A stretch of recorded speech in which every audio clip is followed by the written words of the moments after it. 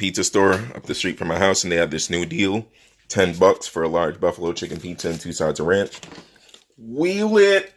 Putting a video, watching one of, what's this guy's name? Devin, I think. His videos are pretty cool. And I believe there's some packages that came, so let's go see. And I'm hoping it's more than one, because there should be 2 that came today. But yeah, let's see. Oh, I see 1. And 2. Good. Okay, so 2 things came, so let's get these upstairs and unbox them. Alright.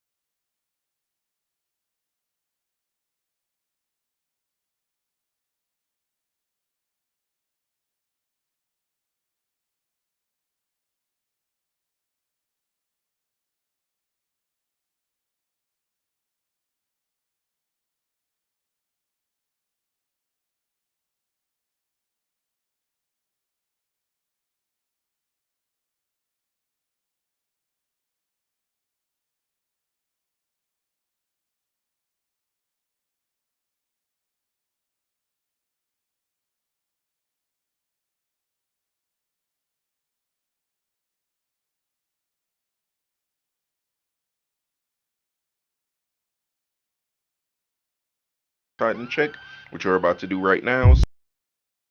I forgot to record it, at least I think I did, but you can see M3 mirrors. The passenger side works, driver's side doesn't, but I really don't care, because it's not like I really use the mirrors anyway. But yeah, oh my god, this car's really just coming along. And I'm probably actually going to go to the hardware store and grab some self-tappers and just self-tap the LTW wing in. I'll see if that works, and if it does, then I'll have that installed as well. So I guess I'll get back to you guys in the next clip. Yeah, so you're not going to be able to really see anything, but in the background you can see my wing. I put it on with 3M tape.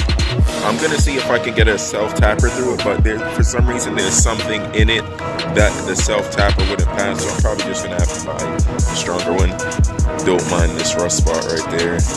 But But yeah, I pulled on this thing with all my might and it would not budge one bit. Carbon fiber risers, they look so good.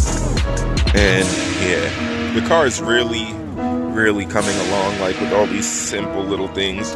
M3 mirrors, the new lip, just have to lower the front, and then it gets some headlights with halos and stuff like that, clear corners, which I need.